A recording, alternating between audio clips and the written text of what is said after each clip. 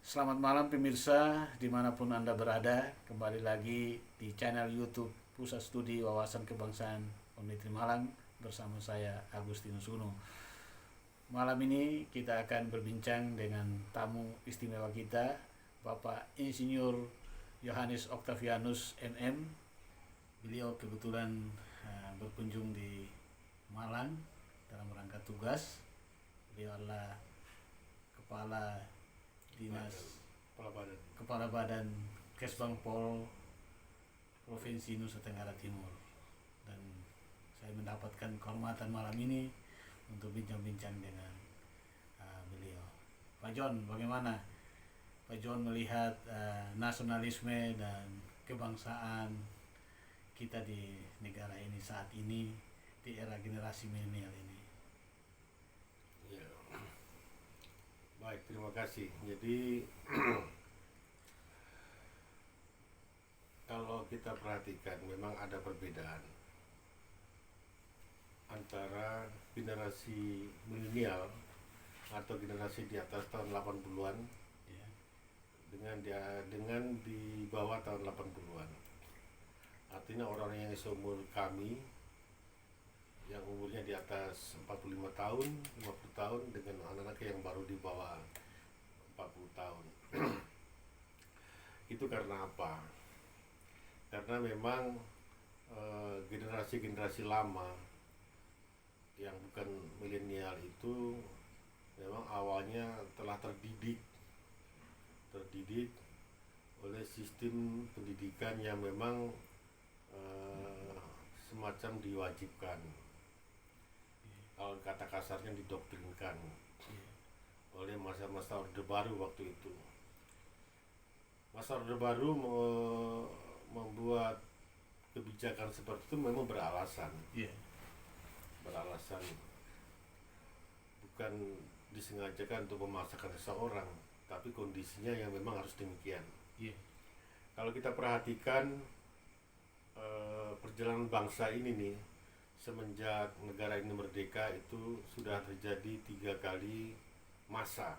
ya, Yang pertama adalah masa Orde Lama, masa kepemimpinan Bapak Soekarno, kemudian masa Orde Baru, ya, kepemimpinan Bapak Soeharto, dan sekarang ini mulai daripada masa kepemimpinan Gus Dur sampai dengan sekarang ini. ya, Nah, masa kepemimpinan Soekarno itu dulu negara baru merdeka dan negara masih mencari bentuk. ya, Dan Bapak Soekarno ini juga mencoba untuk menampung semua aspirasi, keinginan, harapan dari semua masyarakat, sehingga waktu itu berkembang cukup banyak partai, banyak paham, ada komunis, ada nasionalis, bahkan ada liberalis waktu itu. Nah, kemudian terjadi pergolakan. Nah, ternyata setelah dilalui masa-masa itu, dinilai bahwa Pancasila dan Undang-Undang Dasar itu memang sesungguhnya masih sangat tepat menyatu dengan jiwa-jiwa atau sesuai dengan nilai-nilai luhur bangsa kita. ya, Nah, untuk itu Bapak Soeharto waktu itu mencoba untuk menyatukan bangsa ini. ya, Nah, cara menyatukannya adalah dengan cara seperti itu, dan itu tidak bisa disalahkan. Bapak Soeharto artinya menanamkan jiwa-jiwa nasionalis kepada mulai dari anak-anak kecil sampai semua orang-orang tua. Nah, untuk itu bahwa semua kami yang umur-umur begini, kami semua tertanam betul dengan jiwa-jiwa kebangsaan, jiwa-jiwa nasionalis, jiwa patriotis seperti itu. Nah, kemudian setelah terjadi masa reformasi, ini masa keterbukaan. ya, Masa keterbukaan, masa kita bisa berbicara bebas, kita bisa berdemokrasi lebih lebih bebas dan segala macamnya ini. Itu juga berkonsekuensi dengan ruang-ruang orang berbuat semaunya. ya, Nah, perlu kita sadari bahwa ketika Bapak Soeharto menekan, itu kecenderungannya waktu itu dia menekan paham komunis. ya, Ya, jadi orang-orang yang berafiliasi, yang berpaham komunis itu ditekan mati-matian. Tapi ada satu yang dilupakan. ya, Dan sesungguhnya bukan hanya komunis saja, waktu pemberontakan mulai tahun 45 sampai tahun 65 itu, yaitu ada pemberontakan DITI, KHD Sakar, NII dan segala macam. Nah, ini semacam dianggap sudah tidak ada. Padahal itu tumbuh berkembang dan mulai membesar, semakin membesar karena kurang diperhatikan. Nah, ini munculnya di saat masa reformasi seperti ini. Nah, sehingga di mana-mana orang sudah mulai, apalagi dengan media sosial yang menjadi sarana untuk mempercepat proses informasi. Jadi seperti itu. Jadi ketika ini masa reformasi terjadi, maka tumbuh ini paham-paham yang justru saya katakan sebagai sayap kanan. Nah, sebagian besar anak-anak kita, mungkin sebagian besar, terutama anak-anak sekolah, SLTA sampai mahasiswa itu sekian persen itu sudah terpapar dengan bukan paham yang radikalis gitu. Jadi mereka intoleransi. Ada 3 sumber daripada terjadinya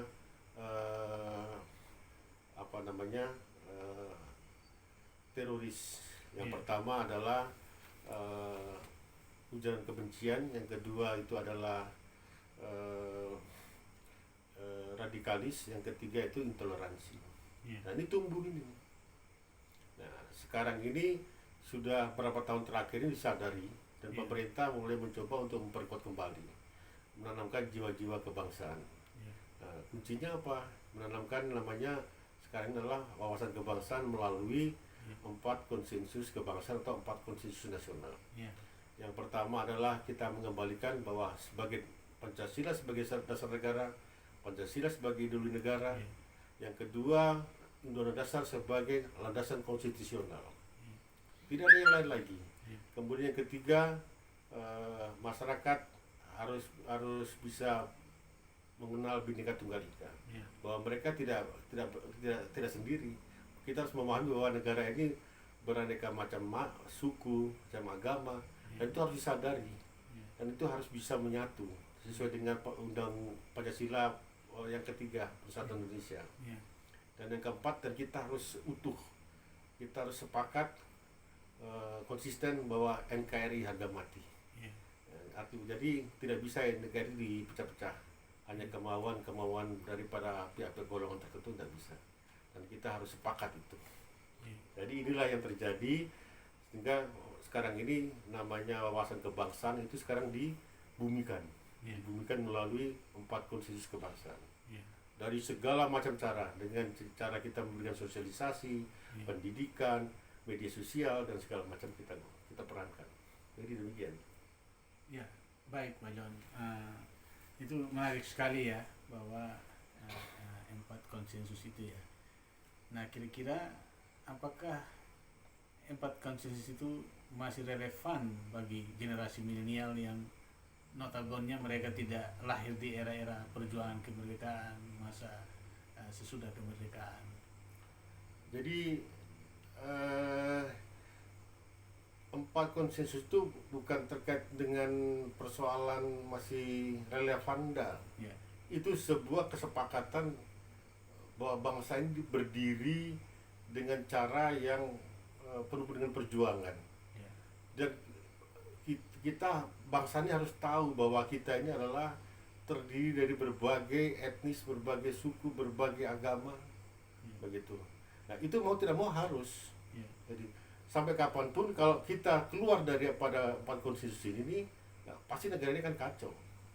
Dan justru kaum milenial itu mereka harus lebih dulu tahu, bahwa mereka punya saudara, mereka punya sejarah perjuangan, mereka harus tahu bahwa negara ini terbentuk seperti ini gitu.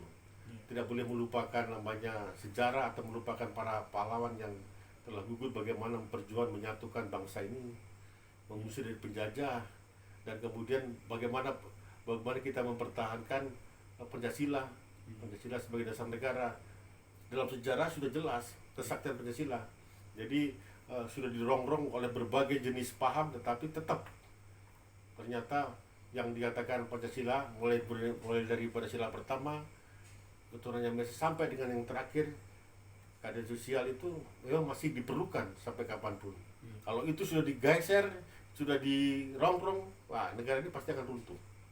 Karena sudah betul-betul Pancasila itu sudah dihimpun dari nilai-nilai luhur masyarakat Indonesia seutuhnya.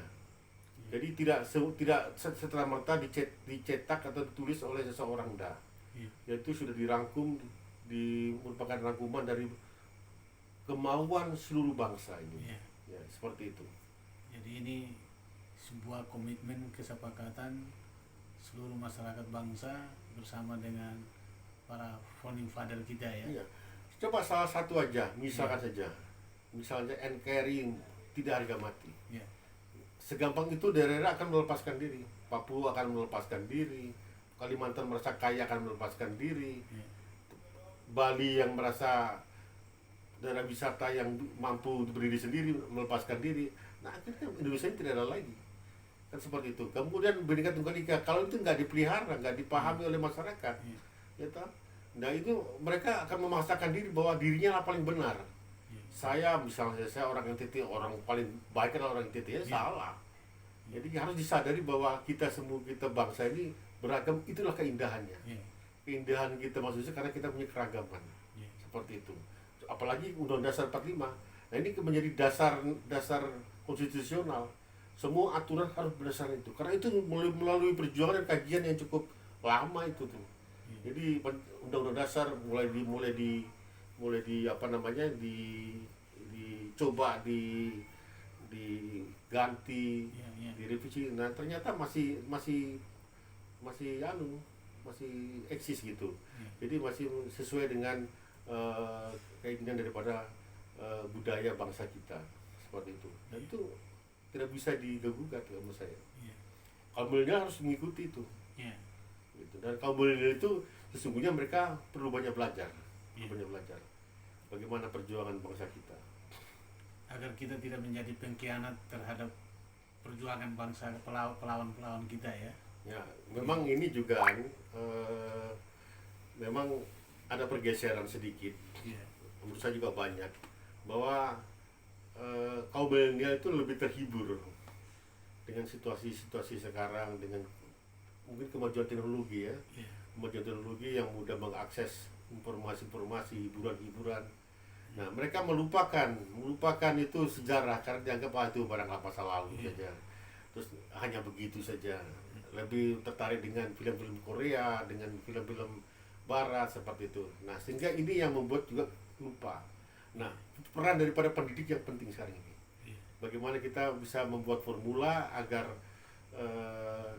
nilai-nilai didik ini pada nilai-nilai ini bisa tertanam benar-benar di hati, pikiran daripada kaum milenial. Itu paling penting juga. Kalau ini dilepas, saya yakin mereka akan bebas. Terbang bebas dan ini berbahaya bagi negara ini. Karena mereka berpikir mereka lah yang paling benar. Seperti itu. Artinya meskipun perkembangan teknologi begitu cepat, tapi nilai-nilai Pancasila, wawasan kebangsaan itu tetap up to date. Tetap up to date sampai kapanpun. ini. Untuk bangsa kita, justru di negara-negara lain itu malah mau belajar dari kita. Belajar dari kita, Indonesia. Coba kita lihat perhatikan negara dari negara Timur Tengah, negara-negara lain. Yang notabene katakan bahwa mereka satu bahasa, mungkin satu suku, mungkin satu agama juga, malah kacau balau. Tapi Indonesia coba kita lihat keragamannya. Sekian banyak agama, sekian banyak suku, tetapi kita bisa rukun. Nah, mereka belajar dari kita, bagaimana kok bisa begitu? Nah, kuncinya adalah Pancasila. Kalau Pancasila tertanam di seluruh masyarakat, seluruhnya akan menjadi satu. Tapi kalau itu sudah terlepas, akan terjadi seperti negara-negara lain yang mempunyai satu suku, satu bangsa, satu agama, tapi tetap kacau begitu. Kalau cuma satu aja. Nah, ini mereka belajar dari Indonesia. Bagaimana Indonesia bisa berbuat karena memang Pancasila itu kesaktian kita. Ibarat kalau dasar dari sebuah rumah diganti, maka rumah itu akan ambruk ya. Ya, itu memang seperti itu. Pancasila sudah merupakan dasar yang paling tepat dan mengantarkan kita hidup 76 tahun Indonesia merdeka ini ya Pak John. Itu rumusan nilai-nilai luhur bangsa kita, harapan daripada para leluhur kita adalah seperti itu. Dan itu kita tidak boleh kita mengingkari itu. Iya. Anak-anak kita, cucu-cucu kita tidak boleh mengingkari bahwa kita ingin bersahabat, ingin bersatu, ingin bersaudara, ingin berkeluarga. Semua dalam mulai dari Aceh sampai di Papua, mulai dari Tahuna, Sangir Talaut sampai di Rotendau. Nah ini semua kita satu. Kita harus kuat.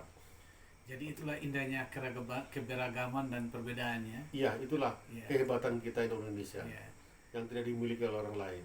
Ibarat kalau pelangi itu hanya satu warna maka tidak akan menarik ya Pak. Ya, seperti itulah kira-kira. Justru dengan warna-warni lah itulah menampakkan sebuah keindahan seperti pelangi yang kita bisa lihat ya Pak ya. Betul sekali. Jadi Iya. seperti itu. Kalau cuma satu warna saja pasti tidak menarik. Tidak menarik. Tidak menarik sama sekali. Iya. Kita manfaatkan potensi yang ada ini nih. Iya. Potensi ada menjadi sebuah keindahan. Begitu. Ya. Kita bersyukur ya bisa tinggal di negara kesatuan Republik Indonesia yang berdasarkan Pancasila ini ya Pak. Ya, kita tinggal di Indonesia yang memiliki Pancasila, itulah kuncinya sebenarnya.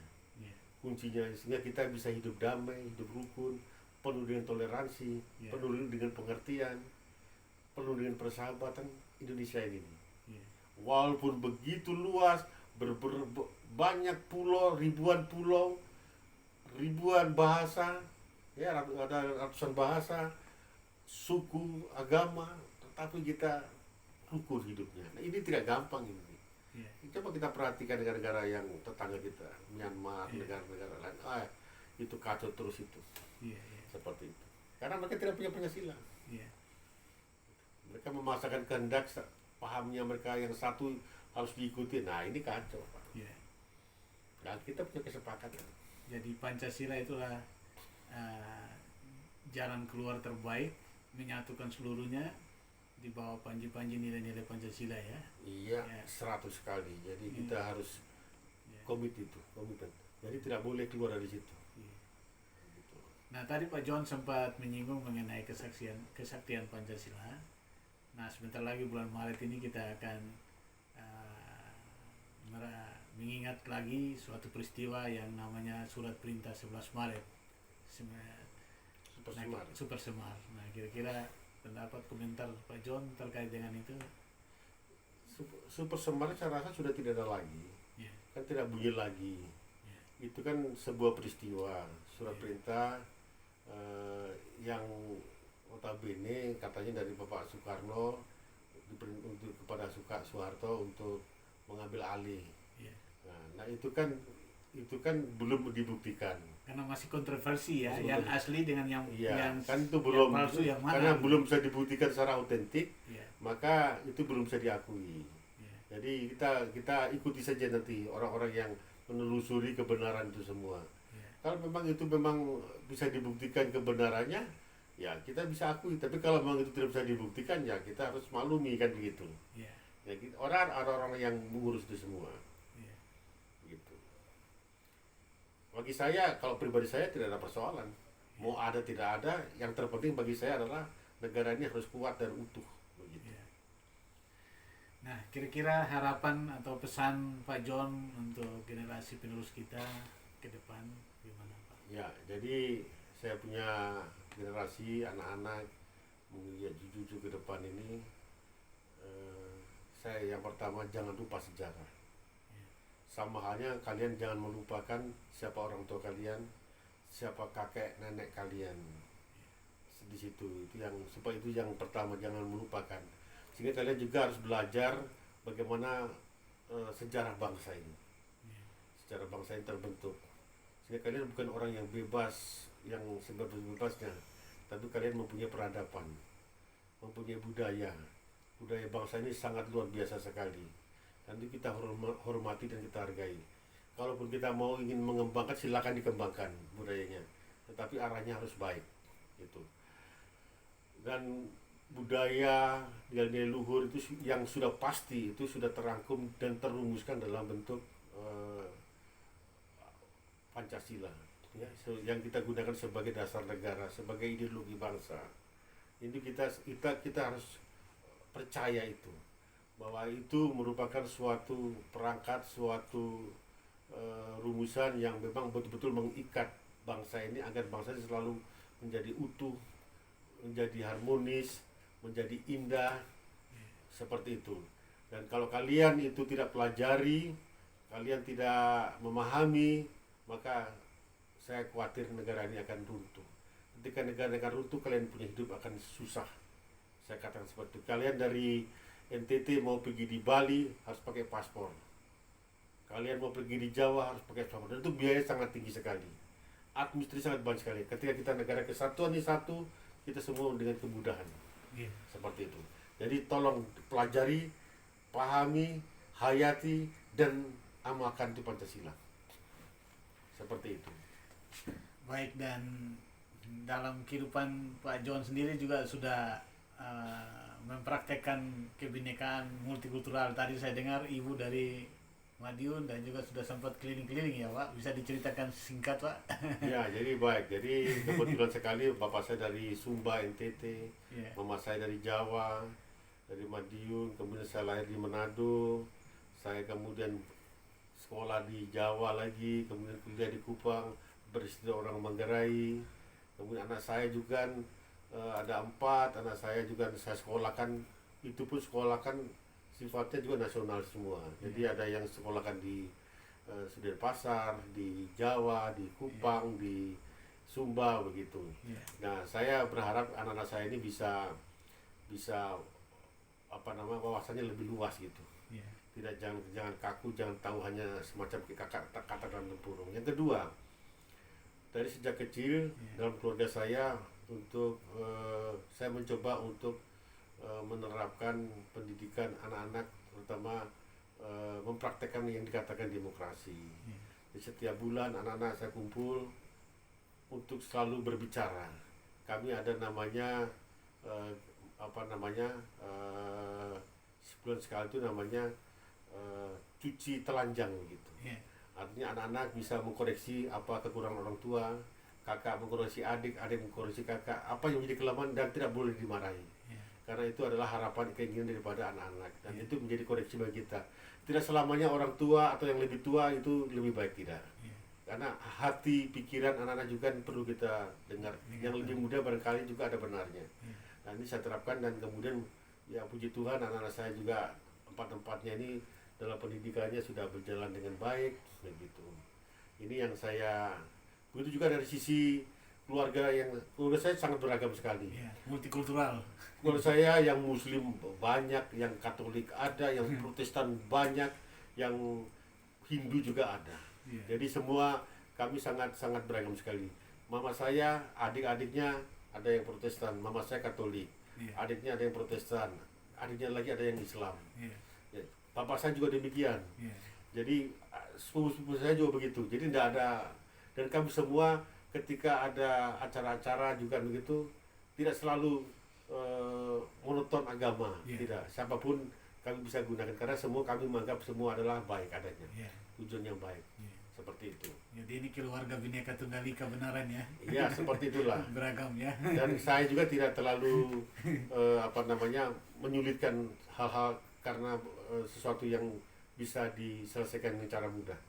Ngapain dipersulit? Kalau bisa dimudahkan, ngapain dipersulit? Itu bagi saya. Baik Pak John, yang terakhir dari saya terkait dengan profesi Bapak. Mungkin pemirsa di luar sana mereka kadang-kadang juga belum terlalu paham tentang apa itu Kesbangpol, bagaimana peranan dan fungsinya bagi masyarakat, bagi pemerintah, bagi negara. Jadi jadi gini, Kesbangpol itu sebuah perangkat daerah, ya perangkat daerah baik di provinsi maupun kabupaten, itu yang melaksanakan fungsi pemerintahan umum. Nah, kalau untuk dinas-dinas itu mereka memang fungsi daerah seperti pertanian, jadi diberikan kewenangan bagi daerah itu. Nah, yang kelembagaan yang tidak ada, yang di luar yang vertikal seperti Kementerian Agama, kemudian Kemenkumham, kemudian juga Kementerian BNPT, kemudian juga beberapa kementerian BNN. Nah, itu yang tidak ada lembaga di daerah, Iya. itu ditangani oleh Kesbangpol koordinasinya. Ya, semacam kayak misalkan saja ada persoalan apa namanya ini pengungsi. Iya. Ya itu tidak ada perangkat daerah yang menangani. Iya. Ya, karena itu vertikal. Iya. Nah, yang tangani adalah Kesbangpol. Iya. Lembaga koordinasinya dengan lembaga vertikal. Iya. Ya, itu satu. Itu gambaran secara umum seperti fungsi pemerintahan umum istilahnya. Iya. Nah, di Kesbangpol itu ada empat namanya Kesatuan Bangsa dan Politik. Iya. Ada 4 bidang. Iya. Yang pertama itu bidang IWASBANG, ideologi wawasan kebangsaan. Iya. Jadi tugasnya Kesbangpol adalah bagaimana menanamkan, bagaimana mensosialisasikan, bagaimana menyusun strategi Iya. agar masyarakat itu bisa berkembang pemahaman terhadap ideologi dan wawasan kebangsaan. Iya. Nah, itu ada sosialisasi, pendidikan dan segala macam Iya. di situ. Yang kedua ada fungsi kewaspadaan nasional, Iya. fungsi intelijen. Nah, tadi seperti fungsi intelijen, Iya. ketika ada demo-demo, Iya. ketika ada laporan-laporan dengan masalah-masalah yang berdampak terhadap masalah sosial. Iya. Nah, ini dari Kesbangpol harus memantau Iya. mitranya dengan apa Binda, Iya. dengan Kemenhan seperti. Iya. Kalau dengan tadi IWASBANG itu mitranya dengan BPIP, Badan Pembinaan Ideologi Pancasila. Iya. Kemudian juga kalau Wasnas juga dengan Kemenkumham. Iya. Nah, Kemenkumham juga itu kalau Wasnas terkait dengan pengungsi. Iya. Kalau terkait dengan masalah ormas, Iya. itu satu bidang lagi yang disebut dengan bidang ketahanan seni, budaya, Iya. seni budaya dan ekonomi, Iya. dan ormas. Iya. Nah, seluruh ormas-ormas yang ada di daerah ini Iya. harus tercatat Hmm. di Kesbangpol, dan kita memberikan pembinaan jangan sampai mereka keluar daripada nilai-nilai Pancasila tadi, Pancasila tadi. aturan dasar negara tadi Dasar itu. negara, Nah, kita harus pantau mereka seperti itu pendidikan. Nah, 3 bidang tadi, dan bidang yang terakhir itu adalah bidang politik. Iya. Jadi Poldagri namanya, bukan ada politik luar negeri juga, di dalam negeri saja. Iya. Jadi mitra kerjanya adalah dengan KPU, Bawaslu, Iya. seperti itu. Jadi semua kegiatan pelaksananya adalah Bawaslu dengan KPU, dengan keamanannya dengan polisi, tetapi koordinasinya oleh gubernur itu lewat Kesbangpol. Iya. Jadi des pilkada, jadi Kesbangpol itu menjembatani, Iya. jadi mengkoordinasikan Iya. dari 3 yang ada itu, dan Kesbangpol melaporkan kepada gubernur. Iya. Tadi Wasnas ketika ada persoalan di Badan Intelijen, lapor ke gubernur lewat Kesbangpol. Ada Iya. Forkompinda yang akan menyelesaikan. Jadi fungsinya sangat strategis begitu. Iya. Hal-hal di luar daripada fungsi-fungsi yang lain tadi itu Kesbangpol yang tangani. Iya. Gitu. Jadi banyak sekali yang dikerjakan. Iya. Iya.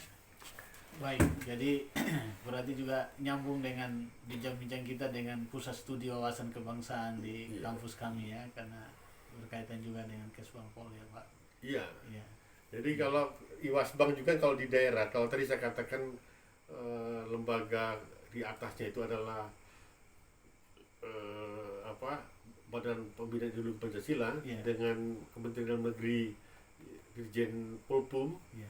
Itu juga kalau di daerah itu dengan pendidikan. Iya. Nah, pendidikan kita kolaborasi dengan pendidikan itu dalam arti bagaimana memformulakan bagaimana supaya anak-anak sekolah ini bisa tertanam Iya. Nilai-nilai seperti Pancasila, seperti wawasan itu. kebangsaan, nasionalisme seperti itu ya. Kita juga sama dengan Iya. beberapa dengan Kominfo seperti Iya. itu. Jadi supaya menyebarkan informasi Iya. seperti itu. Jadi ini kita punya pekerjaan cukup banyak. Banyak, iya. Baik Pak John, juga tak lupa saya sampaikan selamat ya, sudah dilantik juga dengan tugas tambahan sebagai ketua apa tadi Pak? FKPT, Forum Iya, Koordinasi Pencegahan Terorisme. terorisme ya. Gitu. Jadi kita bermitra dengan BNPT, Iya. jadi Badan Nasional Penanggulangan Teroris, Teroris. begitu. Iya. Jadi sebagai mitra kita ditunjuk, kita merencanakan program-program yang bagaimana agar daerah itu jangan sampai kita mencegah. Mencegah. Dengan cara kita memberikan pemahaman, menanamkan nilai wawasan kebangsaan Ya. dan mengingatkan. Dan kita juga sebagai mitra dari BNPT, juga mitra dengan Pemda, ketika hal terjadi itu kita akan memberikan laporan. Ya. Baik, terima kasih waktunya Pak John Ya. malam hari ini, walaupun sangat singkat tapi sangat berkesan bagi saya. Selamat jalan ke Kupang, salam untuk Bapak Gubernur dan seluruh saudara-saudara di Nusa Tenggara Timur. Kadang saya sebut negeri tersembunyi terindah Ya, Nusa betul. Tenggara Timur. Betul. Baik pemirsa, demikian bincang-bincang singkat kami malam hari ini dengan Bapak Insinyur Yohanes Octavianus MM dari Kesbang Badan Kesbang Pol Provinsi Nusa Tenggara Timur. Sampai jumpa di bincang-bincang berikutnya di channel YouTube Pusti Waswan.